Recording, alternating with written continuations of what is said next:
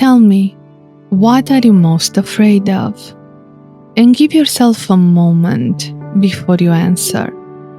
Think deep and embrace the real answer.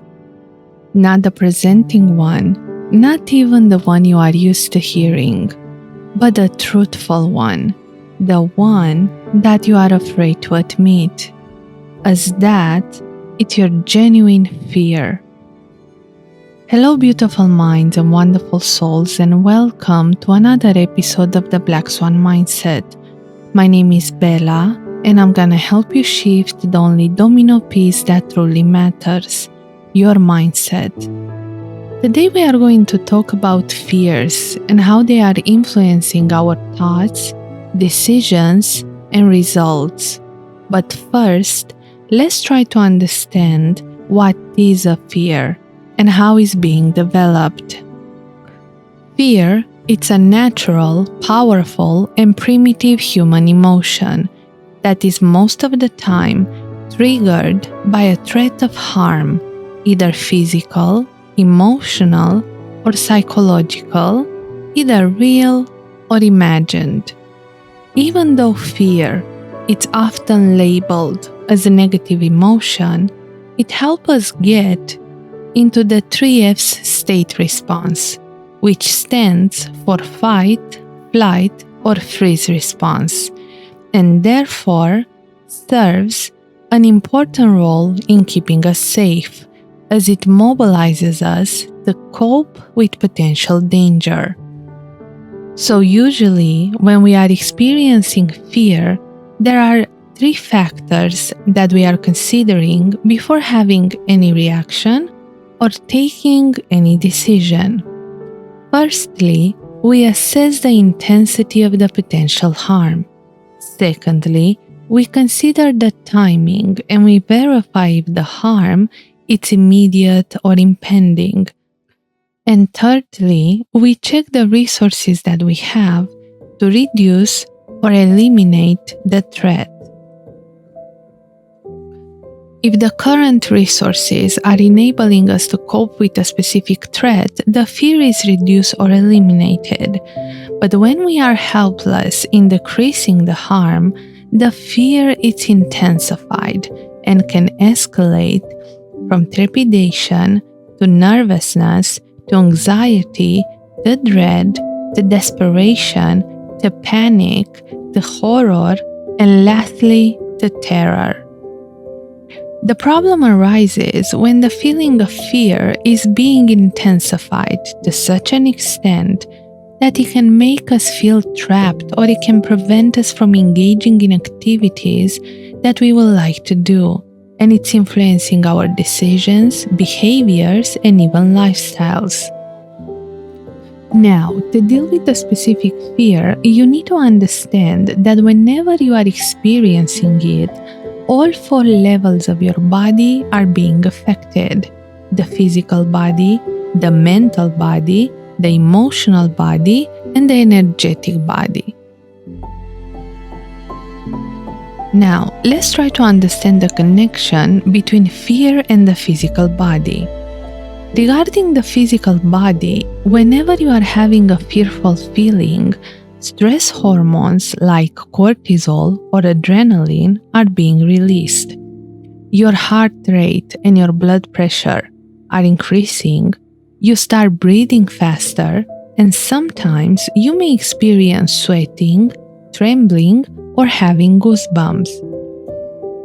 However, when the body is in a continuous fight, flight, or freeze response state, you will start experiencing physical ill health symptoms, especially health conditions that are related to your adrenal glands and kidneys function. And you may wonder, how are your adrenal glands or kidneys connected with fear? The adrenal glands are responsible for the production of cortisol, which is the main stress hormone. Therefore, long-term exposure to fear leads to ongoing stress, which turns into anxiety, and then your adrenal glands can become exhausted, and will no longer produce the necessary amount of cortisol that your body needs to function properly.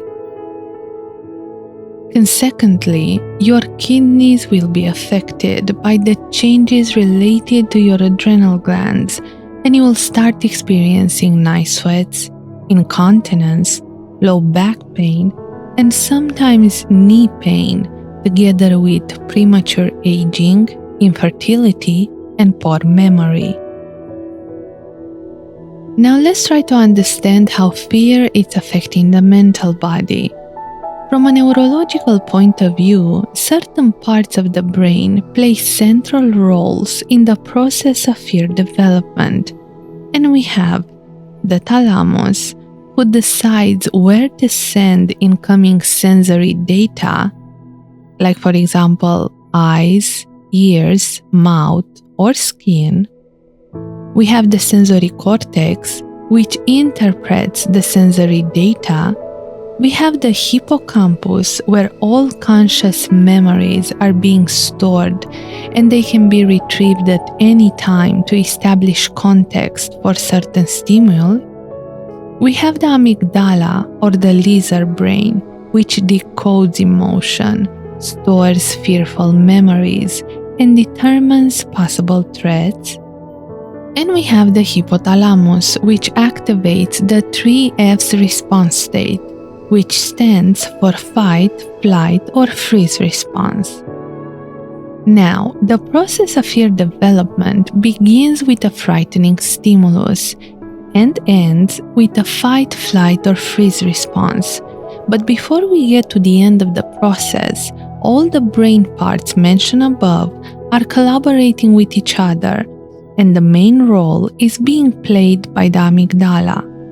Her duty is to detect whether a threat is real or not, and to decide which response is appropriate for a certain given situation. Therefore, in order for a decision to be taken, the hippocampus is analyzing the received stimulus through questions such as, have I received this specific stimulus before? Or, if I have received this specific stimulus before, what did it meant back then? Or even, what other information I should be aware of in understanding if this is a real threat or not? After the analysis has been concluded, the amygdala is receiving the information from the hippocampus and a response is being selected. That's why, whenever you are experiencing fear, it's taking a moment or two before you react, as an entire analytical process is being conducted in your brain. Let's go further to fear and the emotional body. As per the emotional body, we know that our thoughts are influencing our emotions, and if we operate from a fearful pattern of thinking, our thoughts can develop further scenarios in which we seem to imagine the worst possible outcome. And as we focus on all that dread and negativity, our subconscious mind is bringing to surface memories or other feelings associated with that first specific emotion, which in this case, it's fear. And we end up having such an interesting mix of feelings that are doing nothing more than to confirm our first belief, that of being afraid. And often, that specific belief is being complemented by feelings of unworthiness, anger, powerlessness, low self-esteem, and procrastination. Now let's try to understand the connection between fear and the energetic body. You might consider that fear cannot affect your energetic body, or perhaps you think that there isn't any connection between fear and the energies you are coming in contact with. But if you could observe your energetic body when you are in a fearful state, or you would observe your aura, you will notice that fear can cause severe damage, and it can lower your vibration, and your frequency by weakening your immune system. When you are experiencing fear, your energy is shifting from a positive vibe to a negative one. And if the body is being under continuous stress and fear, you begin to feel weak, drained, and powerless as you believe that something else or someone else has more power over you than you have over yourself. And that is the moment when you give your power away and you allow yourself to become helpless and vulnerable. And what a lot of people tend to overlook is the fact that every single aspect of your external life, it's mirroring your internal world. And when you are operating from a fearful perspective, you are projecting resistance to everything you want. So for example, you want more money, but deep down, you are afraid of the responsibility that money will bring. Or perhaps you want to have a successful business, and again, deep down, you are afraid to deal with all the changes that the journey will imply.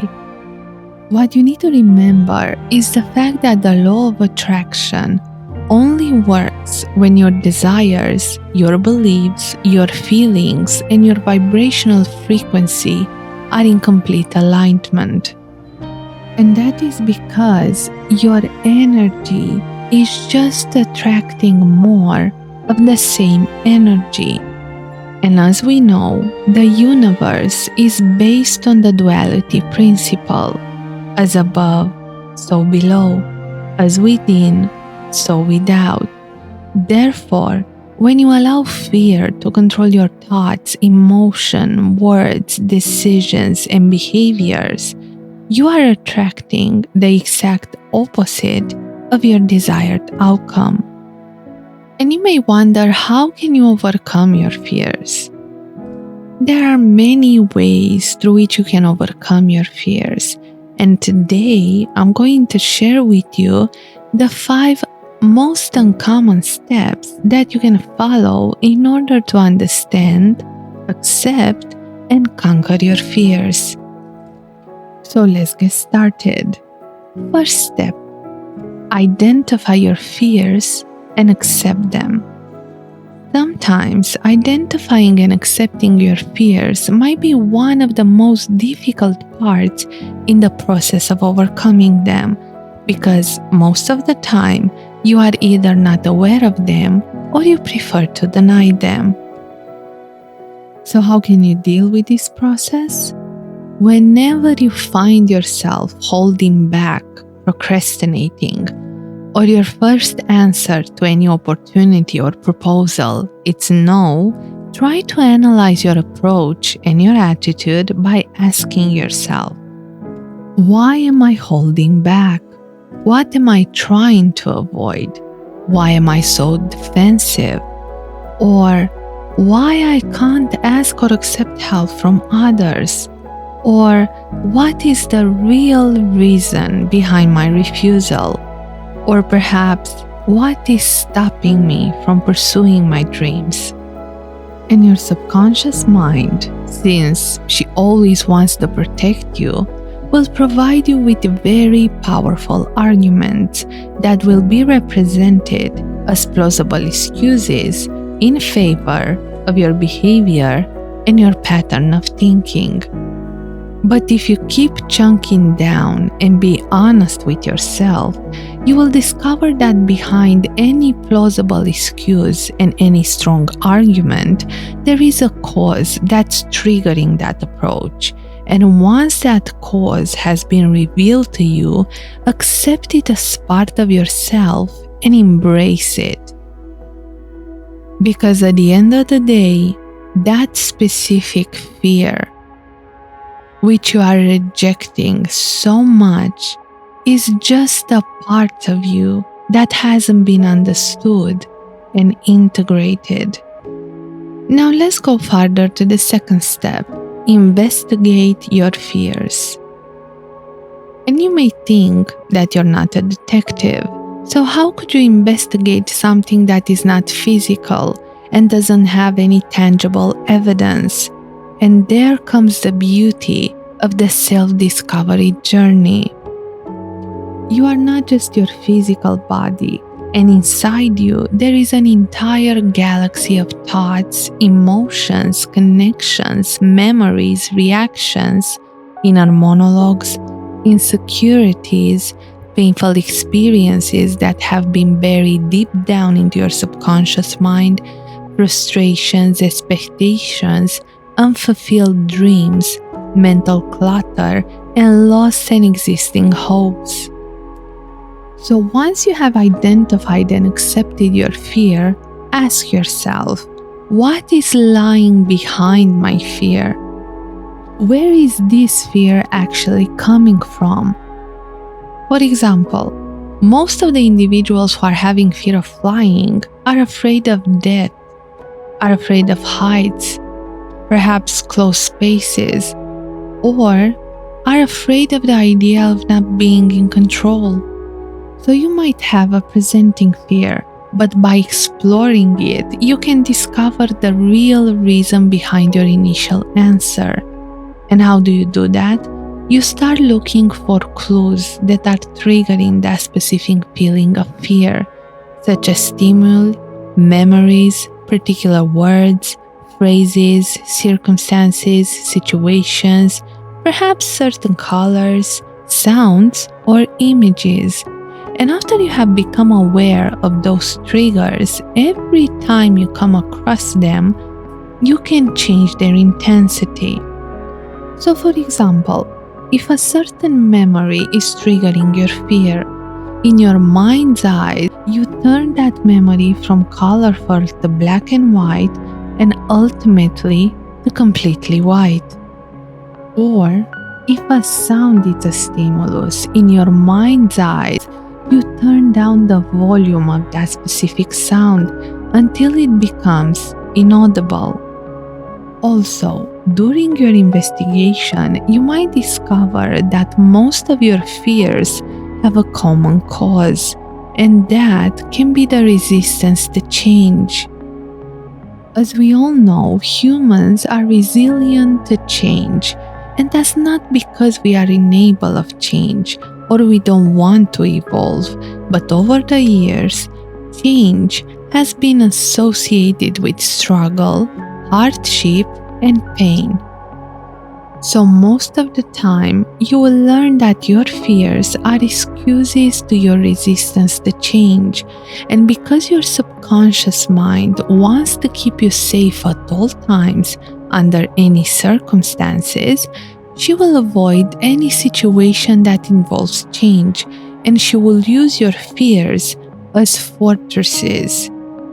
However, the less pleasant part about fortresses is that it might keep you safe or offer you the illusion of safety, but is also holding you back and preventing you from growing and embracing your full potential. So don't confuse a temporary comfort with a long-term denial. Now let's go further to the third step. Create a mental roadmap of your fears. And what do I mean by that? Sit for a moment with yourself and on a blank piece of paper, create a fear list that will contain all the fears you have identified. Now, think about the future, and on another page, write down your short-term goals and long-term goals. And finally, on a third page, think about your past and note in writing all the missed opportunities and regrets. Now, place the fear list in the middle and have a reflective moment by noticing what you have missed in the last years, what are your hopes and dreams for the future, and where you are currently. And just ask yourself, what would happen if I don't fulfill my dreams? Or how many opportunities can I still afford to miss, if any? Or how will my life look like 5 years from now if I keep making decisions from a fearful perspective? And I understand that sometimes this type of exercise can be very powerful, but the purpose of it is not to make you feel weak or helpless. On the contrary, the purpose of this exercise is to help you realize that you are capable of changing the lenses you are seeing yourself and your life through. And it's time to understand that you might have allowed fear to take certain things or people away from you. But now you have the power to change all that if you want it. And all you have to do is expecting this change to happen and allowing it to happen. The fourth step, visualize the desired outcome. In the previous step, we talked about what would happen if we decided to not make a change and to allow fear to influence us. Now, I would like you to ask yourself the following questions. What would happen if I decided to embrace change by taking responsibility for my outcomes? Or what would happen if I will fulfill my dreams? Or what would my life look like 5 years from now if I don't allow fear to control me any longer? And in your daily practice, incorporate the 5 minutes meditation of visualizing in your mind's eyes the desired outcome.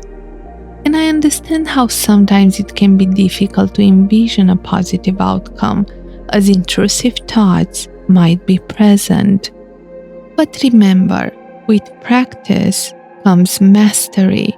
And if you manage to visualize the opposite scenarios of your usual expectations and experiences, you are creating a new neurological pathway which, repeated constantly, will help your subconscious mind to empower you with a new attitude, a new behavior, and a new habit that will aid you to overcome your fear by enabling you to move forward.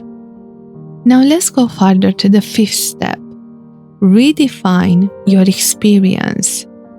From a physiological point of view, your body is experiencing the same sensations around fear and excitement. Your heartbeat increases, your hormones surge, and you might even experience shortness of breath, sweating, or trembling. Therefore, the only difference between fear and excitement is the meaning you are offering to your subconscious mind to describe that specific experience. So, for example, I am so afraid to attend that job interview. You could say, I am so excited to attend that interview today. I have a really good feeling about it. Or, instead of saying, I am afraid to quit my job and start a new business, you could say, I've always wanted to have my own business and I'm so excited that I finally get to do it. Or perhaps, I'm so excited that I have the strength and the necessary resources to start a new chapter in my life. Or instead of thinking, I am so afraid to be outspoken and share my opinion publicly, you could say, I am so excited to share my opinion with other people and help them see this specific situation through a new lens. Or, I am so excited to have the opportunity of sharing my opinion with like-minded people. Or instead of thinking, if I do this, what will others think about me? You could think, I am so blessed to be able to accept myself completely and to express myself freely. Or instead of being afraid and thinking, I'm so afraid, what if I fail? You could think, I'm so excited, I can't wait to succeed. I can't wait to fulfill my dreams and my plans. So as you can understand, there are plenty ways in which you can transition from a negative thought to a positive one. But what you need to understand is that the main cause from which most of the fears are developed is the fear of the unknown, complemented by the fear of change.